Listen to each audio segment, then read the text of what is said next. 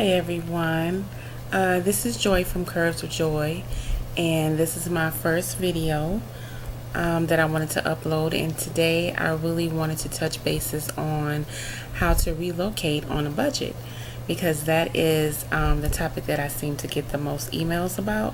So I really wanted to make sure that I addressed all your questions, and I kind of wanted to put a face to the words that I usually type on Facebook and kind of connect with you guys. I definitely plan on doing a Periscope later this week with a live Q&A, just in case you guys want to hop on and ask me any questions about how to relocate on a budget. But for starters, I wanted to first of all let you guys know what I do. Again, my name is Joy, and I am a confidence and lifestyle coach over at Curves with Joy. And what I do is I help women become confident at every stage in their lives. I've been in business now for about a year, and as you all know, or should know, or will know by the end of this recording, I have relocated twice in the last 2 years. And I relocated without a plan, without thousands of dollars. All I had was a prayer and determination, and I knew that I was ready to go. Those were my two pushing points. I knew that I wanted better for my children, and I just kind of felt stuck. I felt like you know how a gerbil just runs in the cage in this circle and he just never goes anywhere. He's just running and running. That's kind of how I felt. So I knew at that point it was time for me to go. And I had a made up mind. And I just woke up one day and I called my mom and I said, hey, Mom, I really think it's time for me to relocate. I'm not growing. I just kind of feel trapped. You know, every day was a drag for me. The only time that I really felt alive was when I was out of the country, or I was traveling somewhere else outside of the space that I lived in. And I just kind of wanted to make my dreams become my reality. So I picked up and I left. I didn't have a plan. I just knew that I wanted to go. And my first relocation was, I moved from Wisconsin to Florida. I knew no one, had no family.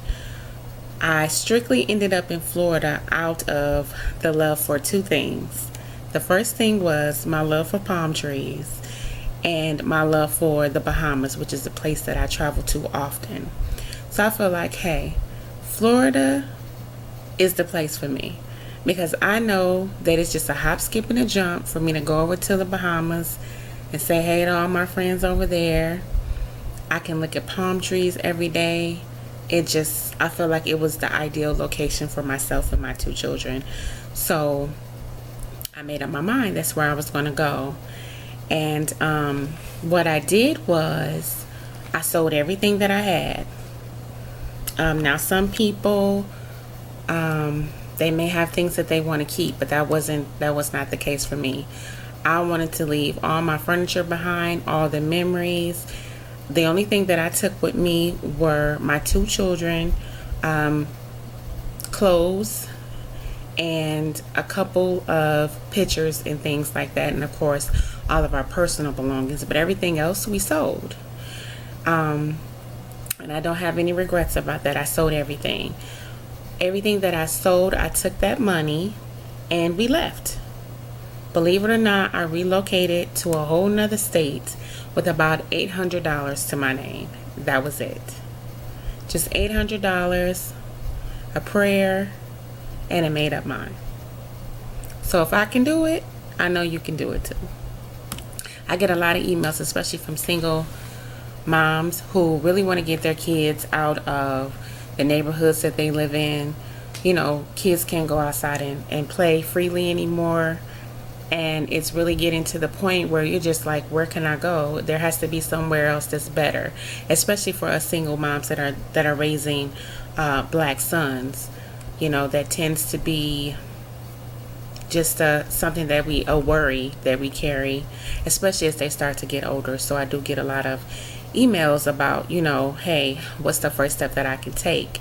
And what I'm going to do is I'm going to give you 5 steps that I did. And I'm just going over my notes just to make sure I cover all of the 5 steps that I did. So what I did first was, when I made up my mind that I wanted to relocate, I started to look for a job in that state no more than about 60 days before the date that I planned to leave. And I said 60 days because sometimes what would happen is, if I started looking for a job, say 6 months before I relocated, then I might have a job offer that I'm not yet ready to take. So that's why I kind of shortened it, and I said, okay, 60 days is ideal for me. So I started to look for a job in Florida 60 days before I left, and I got some calls, and there were a few jobs that I was interested in. And one in particular I was interested in. I drove down, I did the interview, I got hired, and I drove back home to Wisconsin. Packed up my kids. So that was the first thing, was I secured the job first. Okay? Once I secured the job, I sold everything. Sold my furniture, sold our bedroom sets, sold our pots and pans, sold the pictures on the wall. Whatever was in the house had to go. The only thing we were going to take were the clothes that we wore frequently. If those kids had clothes in the house for a year, that had sat for a year, and still had tags on them that they hadn't worn, we sold those, or we gave those away to the less fortunate. If it could not fit in the trunk, baby, it could not go. Okay? So that's number 2. So the first one again was I secured the job. Number 2 was I sold everything. Okay? Number 3, I drove back to Florida. Flying was just going to be too costly for myself and 2 children. Plus all the things that we had in the trunk, it wasn't going to be within my budget. So we drove, which was cheaper for us. And I want to say, if I recall correctly, for us to drive at that time, now this was 2014, for us to drive from Wisconsin to Florida didn't cost us any more than about maybe $160. Keep in mind, we have a mid-sized car. It's not a truck or anything like that, but it holds gas fairly well. So that was about $160. Okay, mind you, I left with only $800. Okay. The 4th thing was, as I mentioned earlier, when I made the decision to relocate, I didn't have any family. I didn't know anybody. So there was nobody waiting there like, oh girl, you want to make some changes in your life? You can come and stay with me. Until you get on your feet, girl, you and the kids can come and stay with me. Yeah, no. I didn't have that. So what I did was I picked a extended stay for us to stay in. And we happened to choose an extended stay that was rather budget friendly, for us. Of course, there is the inconvenience of all 3 of us being in one studio, but hey, it's what we had to do. We did it. We made it work. Our studio came with, a refrigerator, stove, microwave, small dinette set, a large king bed, cable TV, phone calls. I believe we had a swimming pool, if I'm not mistaken. And so that's what we did. That's where we stayed at. And I think 2 days after we arrived in Florida, I started my job. And I still had money in my pocket to secure us until, the paycheck started rolling in frequently. So let's recap, okay? First, I secured the job. And like I said, securing the job, you may have to drive to the location that you're deciding to move to. You might have to fly out there. You know, you might be able to, in this day and age, find a job that can just do your interview, you know, via the internet, you know, online, so you won't have to make that commute. But in my case, that was a situation, so I did it. I landed the job. I sold everything. Whatever could fit in the trunk was all that went. I had no emotional ties to anything else. I sold it all.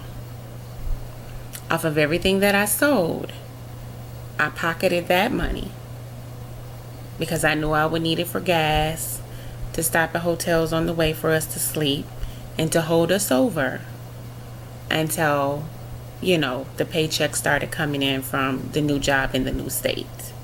Okay? I drove.